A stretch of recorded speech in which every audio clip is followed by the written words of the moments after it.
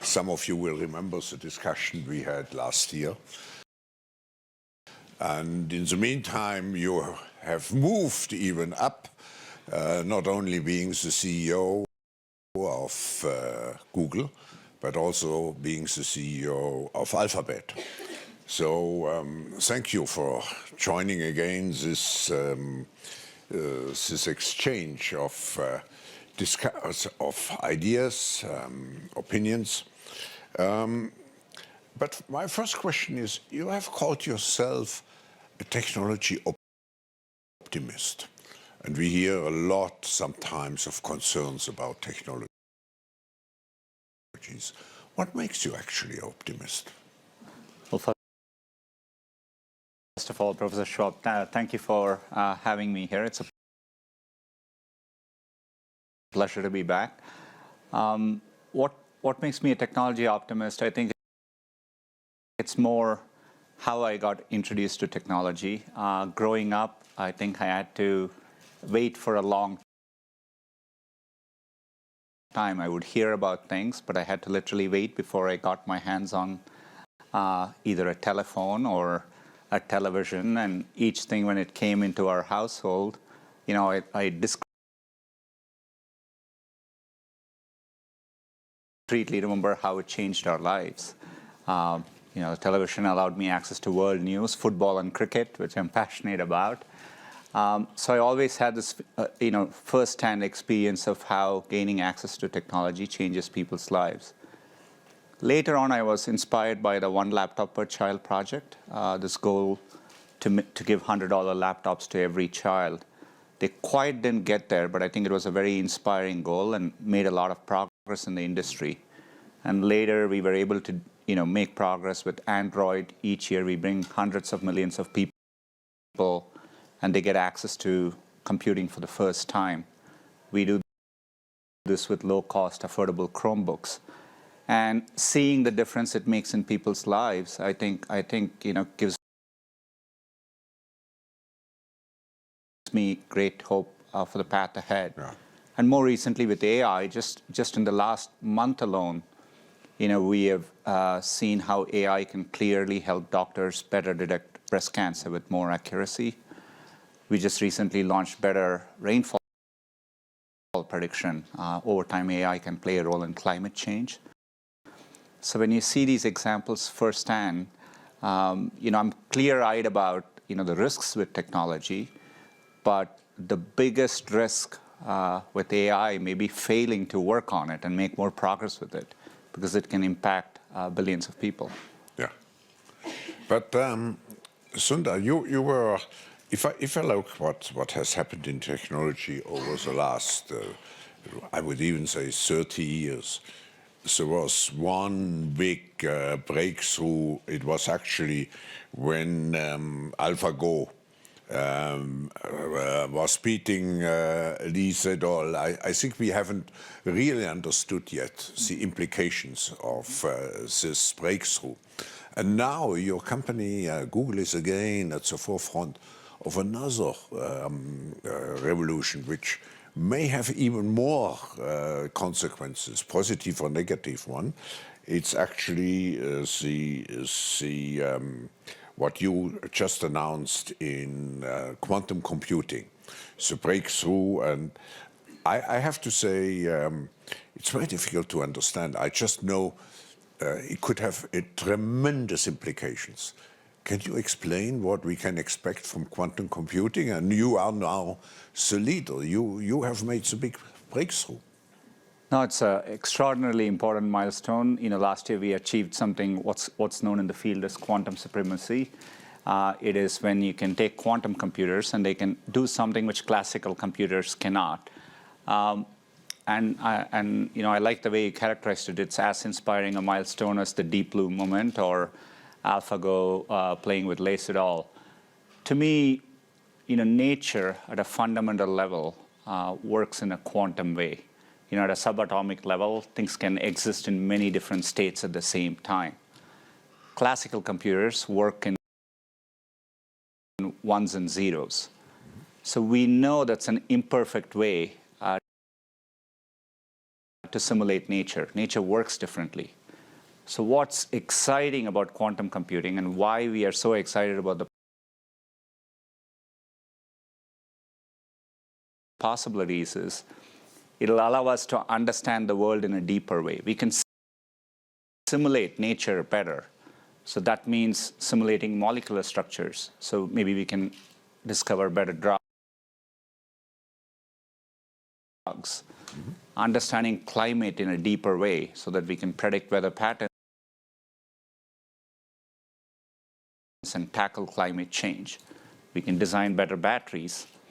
Nitrogen fixation, which is the process by which we make the world's fertilizers, accounts for 2% of carbon emissions.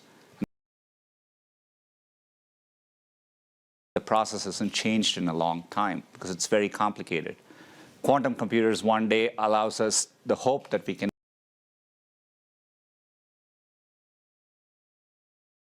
make that process more efficient. So it's very profound.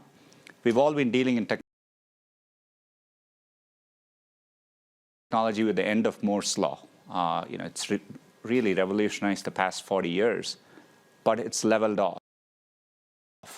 So when I look at the future and say, how do we drive improvements, quantum would be one of the tools in our arsenal by which we can keep something like Moore's law continuing to evolve. So the potential is huge, and we'll have challenges. In a 5 to 10 year time frame, quantum computing will break encryption as we know it today. But we can work around it. We need to do quantum encryption. So there are challenges, as always, with any evolving technology. But I think the combination of AI and quantum will help us tackle some of the biggest problems we see. And you add also, to a certain extent, genetics. I mean, I think quantum computing and biology will one of the biggest potential. Will have a great potential, positive and negative one. The positive one, as you're saying rightly, is to simulate molecules, protein folding, etc. It's very, very complex today. We cannot do it with classical computers. So with quantum computers, we can. But we have to be clear-eyed about all these powerful technologies, and this is why I think we need to be deliberate and regulate technologies like AI, and as a society need to engage on it. But that leads me to the next question, actually, because in an editorial in Financial Times, which I read just before the annual meeting, you stated, and I quote, "Google's role starts with recognizing the need for a principled and regulated approach for applying artificial intelligence." What does it really mean? I've said this before. The AI is one of the most profound things we are working on as humanity. It's more profound than fire or electricity or any of the other bigger things we have worked on. It has tremendous positive sides to it, but it has real negative consequences. When you think about technologies like facial recognition, it can be used to benefit. It can be used to find missing people, but it can be used for mass surveillance. And as democratic countries with a shared set of values, we need to build on those values and make sure when we approach AI, we are doing it in a way that serves society. And that means making sure AI doesn't have bias, that we build and test it for safety. We make sure that there is human agency, that it's ultimately accountable to people. About 18 months ago, we published a set of principles under which we would develop AI as Google. But it's been very encouraging to see the European Commission has identified AI and sustainability as their top priorities. And US put out a set of principles last week, and be it the OECD or G20, they're talking about this, which I think is very, very encouraging. And I think we need a common framework by which we approach AI. are you satisfied with those frameworks you said, which have been developed until now? I mean, you referred to the OECD framework, G20 framework. It's an early start, Yeah. but I'm very encouraged that they have a lot of commonality, and that's because they are rooted in common human values. So I think it's a great start, but we need to get more specific and evolve it significantly. I think the European Commission is working on a white paper around AI, and I think that's an important first step, and we all need to engage. As a company, we are committed to engaging in the process, but it's going to need everyone from around the world. AI is no different from climate. You can't get safety by just having one country or a set of countries working on it. You need a global framework to arrive at a safer world there. But Sundar, you emphasize a global framework now. The question is, how much is actually China engaged into those efforts? And don't you see the danger of the two circles, and that at the end we end up with two different frameworks, one which is more coming out of Beijing, and one which is developed inside the OECD concept?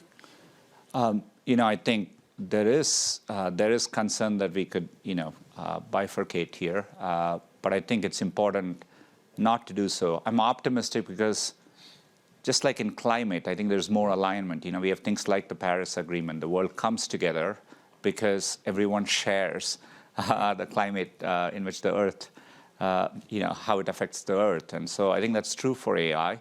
So down the line, I think there'll be a common gravitational pull, regardless of who you are, to try and converge. Otherwise, you won't be able to achieve peace and prosperity. So I think there'll be a gravitational pull. No, we need it. And actually, the forum with its Center for the Fourth Industrial Revolution is trying to bring the parties together. Now, I changed for a moment the subject, and when you look at the GDPR, the California Data Privacy Act, regulators start to take meaningful action to protect consumer privacy and address, it's a second issue, the growing anti-concern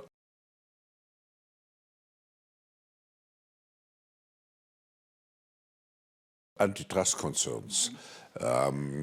Google buying up all startups which are in the, let's say, AI area and so on. And some believe that actually companies like Google should pay, I think it was called, a digital dividend. Can you share with us what is actually the policy of Google? And I have here two. I come back: privacy and antitrust. It's a great question. First of all, maybe we'll talk about privacy. GDPR has been a great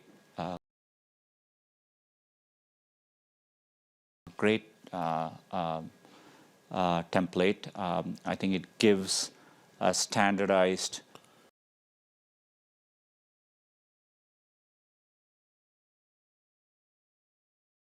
privacy framework, and often when we are in other countries and when they are thinking about privacy regulation, we point to GDPR as a template. I'm glad Europe took the lead on it. And I think that gives a good framework for all of us to work on. For us, privacy is at the heart of what we do. Users come to Google at very important moments, ask us questions. We deal with people's sensitive information in Gmail, Google Photos, and so on. And so we have to earn that trust. And today we do it by giving them control and transparency and choice around it.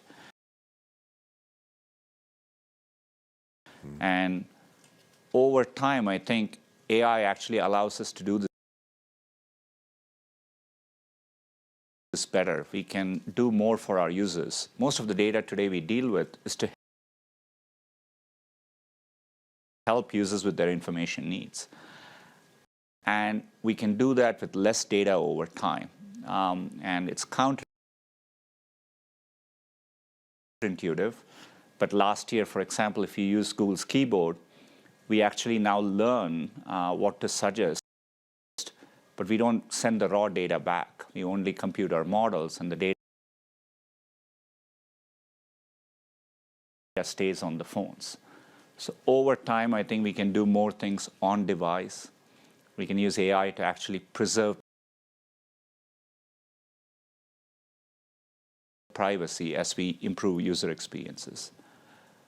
And I do think it's important that products need to work for everyone. It's a foundational principle. So today, if you take a product like YouTube,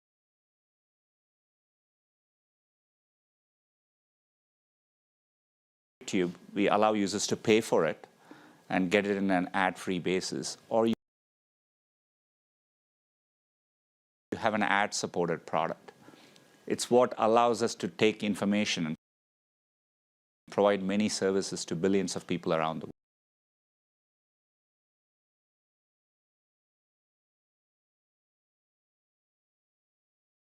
world. And privacy cannot be a luxury good. We need to make sure we develop services in a way that works for everyone, but puts them first and is privacy enhancing.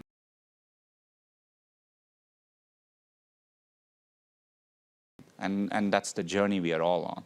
But ultimately, it's up to users to choose.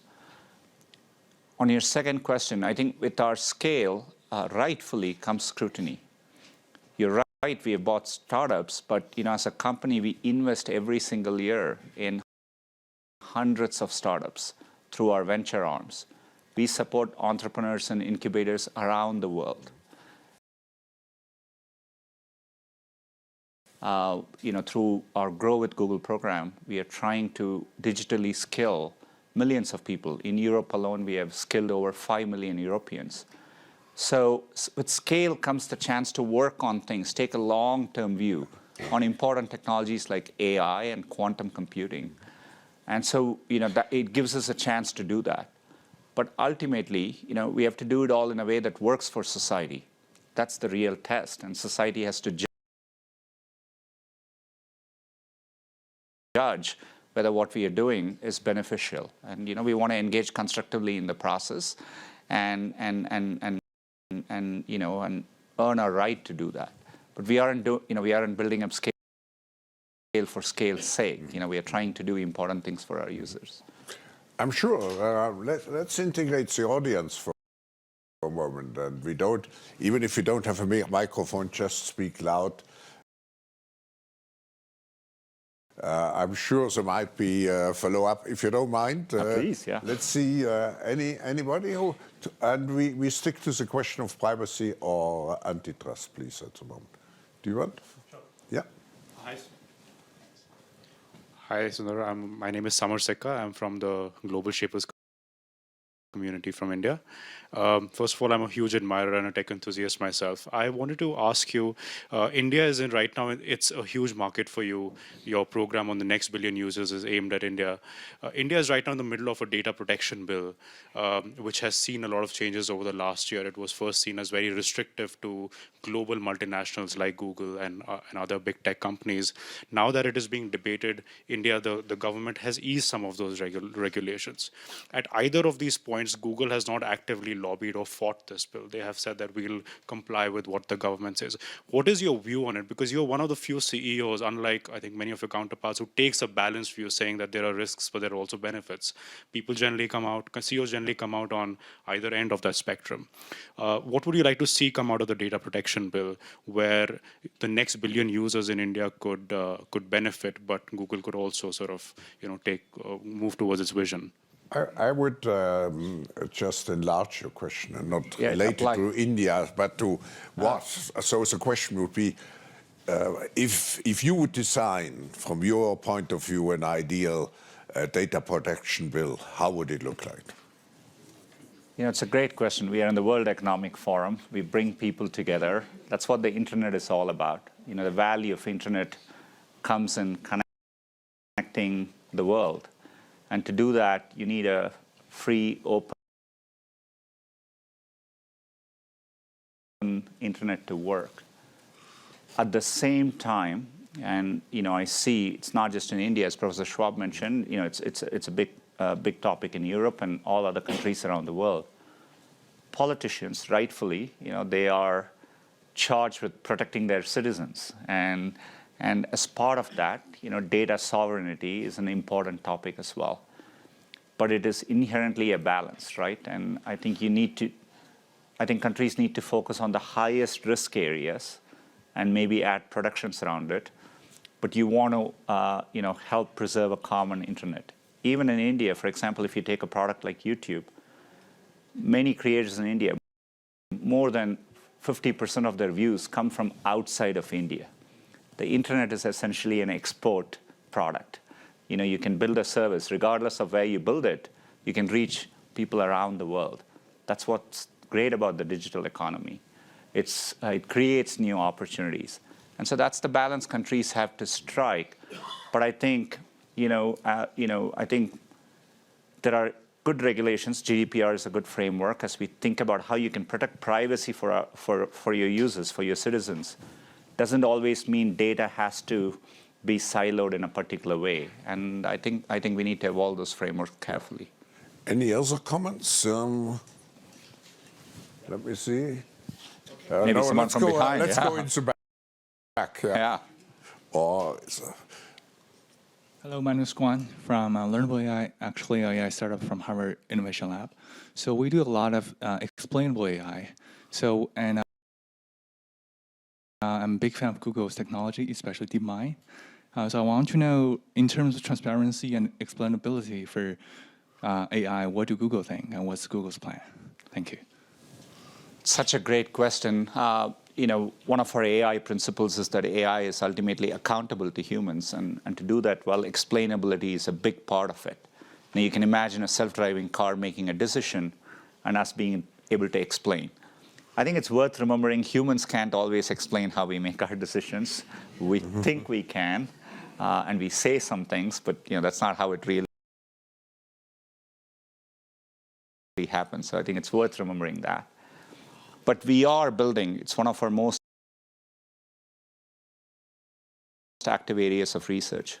For example, to counter AI bias, last year we published research. So for example, if you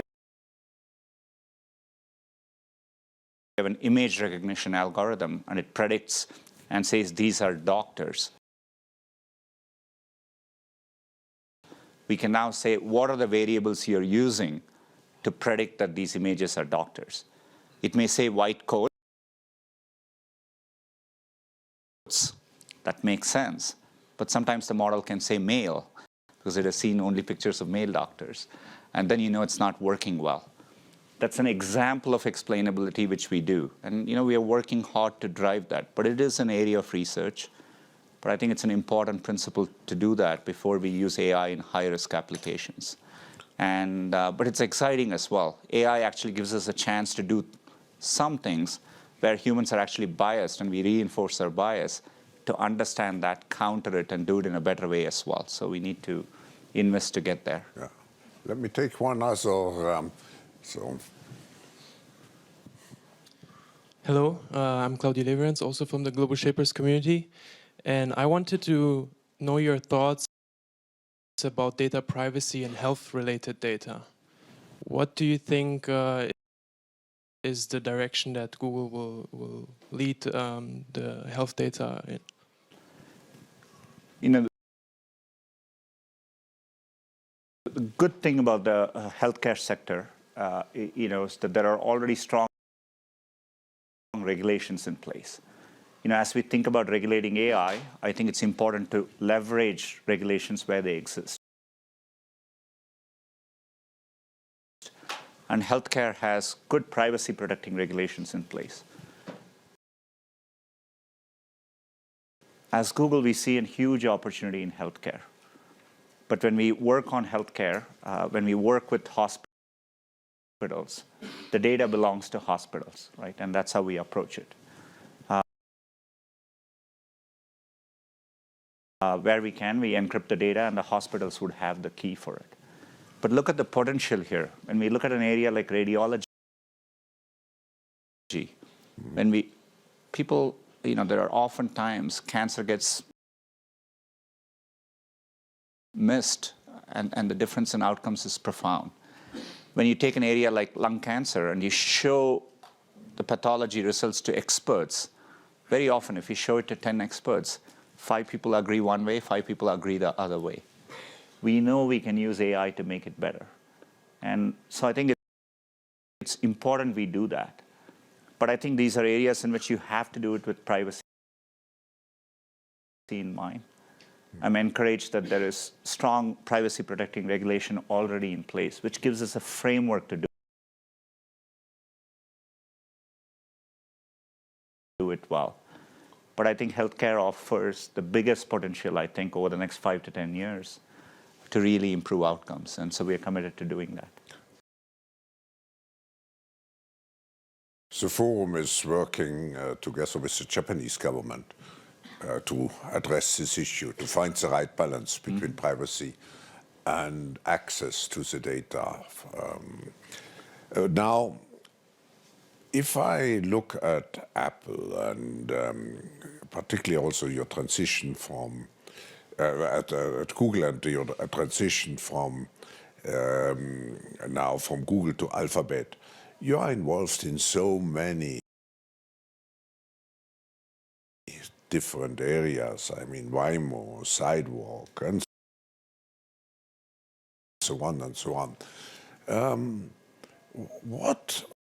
How do you see the future of the company? Is it a giant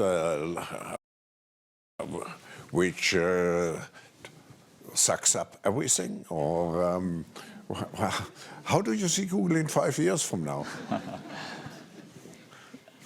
Look, we know we will do well only if others do well along with us. That's how Google works today. Through search, we help users reach information they want, including businesses, and businesses grow along with search. In the US alone last year, we created $335 billion of economic opportunity. And that's true in every country around the world. We think with Alphabet there is a real chance to take a long-term view and work on technology which can improve people's lives. But we won't do it alone. In many of the other bets which we are working on, where we can, we take outside investments. Yeah. These companies are independent, so you can imagine we'll do it in partnerships with the other companies. And Alphabet gives us the flexibility to have different structures for different areas in the way we need them to. If it's healthcare, we can deeply partner with the other companies. Today we partner with the leading healthcare companies as we work on